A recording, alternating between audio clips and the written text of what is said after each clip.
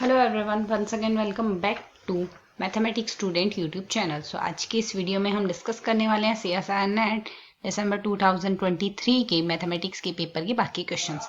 सो आज के इस वीडियो में हम इंटीग्रल इक्वेशन टॉपिक के क्वेश्चन डिस्कस करने वाले हैं। तो सारे क्वेश्चन मैं इसमें वीडियो में कवर करने की कोशिश करूंगी। अगर कुछ रह जाता है नेक्स्ट वीडियो में हम कवर अप करेंगे। तो क्वेश्चन कहता है the value of lambda for which integral equation has non zero solution. ये हमें यहाँ से इंटीग्रल इक्वेशन दी है, इसके लिए नॉन जीरो सॉल्यूशन बताना है कब होगा। तो इक्वेशन को अगर अब हम सिंप्लीफाई करें तो यहां से इस इक्वेशन में y of x y equals to क्या राइट आउट कर सकते हैं हम, लेमडा। यहां से इंटीग्रेशन t के रेस्पेक्ट में हो रहा है तो x as a constant treat होगा, इंटीग्रेशन से बाहर लिख देते हैं x square exponential x plus t को हम राइट आउट कर सकते हैं। Exponential x plus t can be written as here exponential x into exponential t। तो ये सिंप्लीफाई करने से बनेगा integration between 0 to 1 exponential t yt dt आएगा।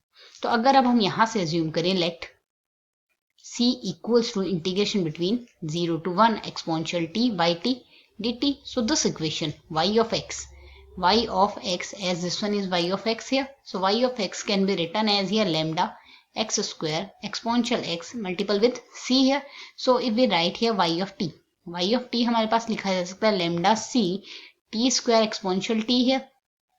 अब अगर ये वैल्यू हम इस इक्वेशन फर्स्ट में सब्स्टिट्यूट कर दें, ये तो हमारे पास इक्वेशन फर्स्ट में सब्स्टिट्यूट करें, इसे इक्वेशन सेकंड नाम दे देते हैं। इक्वेशन फर्स्ट में सब्स्टिट्यूट करेंगे so first equation can be written as here c equals to integration 0 to 1 exponential t y of t is equals to lambda c t square exponential t dt here. So by simplifying this one we can write it as here lambda और c को integration के बाहर लिख दिया, integration 0 to 1 t square exponential 2t dt है। अब by parts में integration करेंगे तो जब बाई पार्ट्स में हम इसका इंटीग्रेशन करेंगे ये वैल्यू आएगी लेमडा सी। यहाँ से टी स्क्वायर हम एज इट इज रहने देते हैं, एक्सपोनेंशियल 2t का integration exponential 2t divided by 2 minus, यहाँ से अगर हम सिंप्लीफाई करेंगे टी स्क्वायर का डिफरेंशिएशन 2t और एक्सपोनेंशियल 2t का integration exponential 2t divided by 2, complete term का इंटीग्रेशन बिटवीन 0 to 1 dt है। यहाँ से लिमिट भी लगानी है हमें 0 to 1। तो इसको पहले हम और सिंप्लीफाई कर देते हैं, लेमडा सी ये वैल्यू आएगी 1/2 टी स्क्वायर एक्सपोनेंशियल 2t। यहाँ से 2 से 2 कैंसिल आउट हो जाएगा, इसको सिंप्लीफाई कर लेते हैं, minus t as it is exponential 2t का integration exponential 2t divided by 2, minus minus हो जाएगा plus exponential 2t divided by 2 आएगा, ये तो t का डिफरेंशिएशन 1 इंटीग्रेशन 0 to 1 आएगा, integration with respect to t here. इसको दोबारा सिंप्लीफाई करते हैं, वैल्यू आएगी लेमडा सी ये आ जाएगा हमारे पास 1/2 T square exponential 2t minus 1/2 t exponential 2t plus of exponential 2t divided by 4। Here limit apply कर देते हैं 0 to 1, ये सारी वैल्यू c के इक्वल आ रही है। तो अब अगर हम सिंप्लीफाई करते हैं c इक्वल्स टू बनेगा lambda c, upper limit put करते हैं तो वैल्यू आएगी e square divided by 2 minus of e square divided by 2 plus of e square divided by 4 minus lower limit जब पुट करेंगे ये वैल्यू गई 0 में, ये वैल्यू गई 0 में, यहां से इसकी वैल्यू बनेगी 1/4। तो यहां से plus E square by 2 minus E square by 2 से दोनों टर्म रेस्पेक्टिवली कैंसिल आउट हो गई। यहां से वैल्यू बन रही है c equals to lambda c upon 4 e square minus 1। इसको और सिंप्लीफाई करते हैं, लेफ्ट हैंड साइड में लेके जाएंगे तो वैल्यू आएगी 1 minus lambda upon 4 e square minus 1 equals to 0। अब हमें कहा गया नॉन ट्रिवियल सॉल्यूशन है तो c तो 0 होगा नहीं, if c does not equals to 0 this one is implying, यहाँ से हमारे पास ये तो वैल्यू सिंस c तो यहाँ से हमारे पास 0 होगा नहीं तो वैल्यू 0 होगी यहाँ से इसकी 1 minus lambda upon 4 multiple with e square minus 1 equals to 0। So इसको सिंप्लीफाई करके हम लिख सकते हैं lambda upon 4 e square minus 1 equals to 1। Here cross multiply करेंगे लेमडा इक्वल्स टू आ जाएगा हमारे पास यहाँ से 4 upon e square minus 1 which is implying here कौन सा ऑप्शन करेक्ट होगा हमारे पास, यहाँ से हमारा थर्ड ऑप्शन जो कहता है, यहां से हमारा कौन सा ऑप्शन करेक्ट हो जाएगा 4 upon e square minus 1 which is third option is the correct answer here.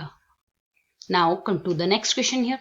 So the next question says that let y be the solution of Voltaire integral equation where y of x equals to exponential x integration 0 to x 1 plus x square upon 1 plus t square y t dt. Then which of the following statement are true? हमें true statement बताना है. तो यहाँ से जो equation दी वो Voltaire integral equation है, क्योंकि यहाँ से लोअर लिमिट तो कांस्टेंट है, अपर लिमिट वेरिएबल है. ऐसी integral equation Voltaire integral equation कहलाती है.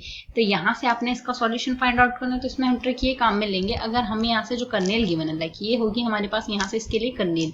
तो अगर कर्नेल हमें k of x T, x और टी वेरिएबल में दी हुई है, तो k एक्स टी और k टी एक्स यहाँ से इसको इंटरचेंज करके अगर मल्टीप्लाई करें, मल्टीप्लाई करने पर हमारे पास वैल्यू 1 आए, और k एक्स एक्स की जो वैल्यू है वो भी अगर हमारे पास 1 आ जाए, ये दोनों अगर कंडीशन हमारे पास किसी भी इंटीग्रल इक्वेशन की कर्नेल के लिए सेटिस्फाई हो रही है, वोल्टायर इंटीग्रल इक्वेशन के लिए यहाँ पे बात हो रही है, तो उसकी जो रिजॉल्व कर्नेल होगी हमारे पास यहाँ से रिजॉल्व कर्नेल जो लिखी जाएगी, इसके लिए रिजॉल्व कर्नेल हमारे पास यहाँ से लिखी जाएगी k of x T exponential lambda x minus T. ये वैल्यू हमारे पास यहाँ से आएगी.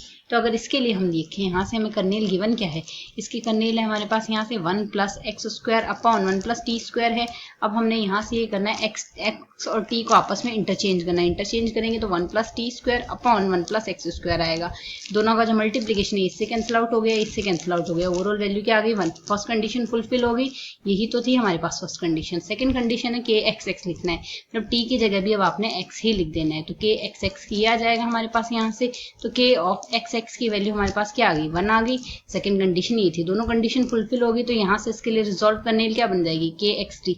यहाँ से रिजॉल्व कर्नेल अगर हम लिखें, रिजॉल्व कर्नेल हमारे पास यहाँ से लिखी जाएगी के of x T 1 plus x square upon 1 plus t square exponential lambda. Lambda की वैल्यू हमें यहाँ से क्या गिवन है, लेमडा होता है यहाँ से कर्नेल का जो मल्टीपल यहाँ से 1 है, तो वैल्यू आ जाएगी 1 x माइनस टी. ये आ गई हमारे पास यहाँ से रिजॉल्व करने. अब रिजॉल्व करने लिखने के बाद हमने लिखना है इसके लिए सॉल्यूशन. तो सॉल्यूशन अगर लिखते हैं, सॉल्यूशन हमारे पास लिखा जाएगा y of x equals to f of x plus lambda integration 0 to x है. रिजॉल्व करने आ जाएगा x t लेमडा में f t dt. अब f t की वैल्यू हमें क्वेश्चन के अकॉर्डिंग क्या गिवन है, ये है हमारा फंक्शन, ये हो गया f ऑफ x. तो f ऑफ t क्या आ जाएगा एक्सपोनेंशियल. यहाँ से देखें f x की वैल्यू क्वेश्चन के अकॉर्डिंग हमें यहाँ से क्या गिवन है, ये गिवन है वैल्यू, ये आ गई f ऑफ x की वैल्यू जो कि है एक्सपोनेंशियल x. तो यहाँ से आ गई हमारे पास value exponential x plus lambda की वैल्यू 1 है integration 0 to x. Resolve kernel बनी थी 1 plus x square upon 1 plus t square exponential x minus t. और f ऑफ t की वैल्यू क्या हो जाएगी एक्सपोनेंशियल t dt, क्योंकि f ऑफ x तो एक्सपोनेंशियल x है, तो x की जगह t रिप्लेस करेंगे तो एक्सपोनेंशियल t बन जाएगा. इसको सिंप्लीफाई करते हैं, exponential x plus 1 plus x square तो हम इंटीग्रेशन से बाहर लिख देंगे. साथ ही यहाँ से एक्सपोनेंशियल x और लिखा जाएगा इंटीग्रेशन से बाहर, क्योंकि ये टर्म बनेगी exponential x into exponential minus T into exponential t.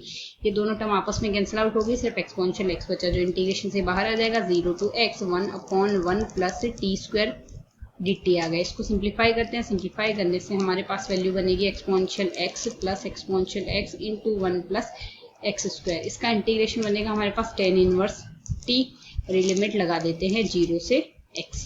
Upper limit लगेगी तो वैल्यू tan इनवर्स x आ जाएगी, लोअर लिमिट से वैल्यू आएगी 0. तो यहाँ से एक्सपोनेंशियल x अगर कॉमन ले ले तो वैल्यू बचेगी 1 plus x square into tan inverse x, tan inverse x. अब लिमिट हमने अप्लाई कर देनी है. अब क्वेश्चन के अकॉर्डिंग देखें, हमें 2-3 वैल्यू निकालनी है, एक तो y एट 1 निकालनी है, एक y एट रूट 3 निकालनी है. तो y एट 1 अगर हम देखें, y एट 1 ये y ऑफ x की वैल्यू है, तो x की जगह 1 रिप्लेस कर देंगे तो e आ जाएगा 1 plus 1 tan inverse 1. tan inverse 1 की वैल्यू हमारे पास बनती है पाई अपॉन 4, तो ये आ जाएगी e into 1 plus 2 pi upon 4. Simplify करेंगे तो पाई अपॉन 2 बन जाएगा ये. तो यहाँ से हमारे पास वैल्यू क्या आ जाएगी e into 1 plus pi upon 2. एक वैल्यू तो आ रही है ये. इसी तरीके से एक वैल्यू और देख लेते हैं, y at under root 3. y at root 3 अगर देखते हैं तो यहाँ से वैल्यू आएगी एक्सपोनेंशियल रूट 3 1 प्लस रूट 3 का स्क्वायर 3 हो जाएगा, tan इनवर्स रूट 3 आ जाएगा. tan अंडर रूट 3 की वैल्यू हमारे पास tan रूट 3 की वैल्यू किसके लिए आती है, tan 60 डिग्री पे आती है अंडर रूट 3, तो पाई अपॉन 3 आ जाएगी यहाँ से वैल्यू. ये वैल्यू आ जाएगी एक्सपोनेंशियल रूट 3 1 प्लस 3 4 हो गया, ये आएगी π/3। तो अब अगर सिंप्लीफाई करें तो एक की वैल्यू तो आई है e × 1 + π/2, e × 1 + π/2, ये है हमारे पास सेकेंड ऑप्शन जो कि करेक्ट आंसर होगा। और √3 पे वैल्यू आ रही है 1 + 4π/3√3 एक्सपोनेंशियल √3, तो ये हमारे पास एक वैल्यू आ रही है ये। तो B and D are correct option here.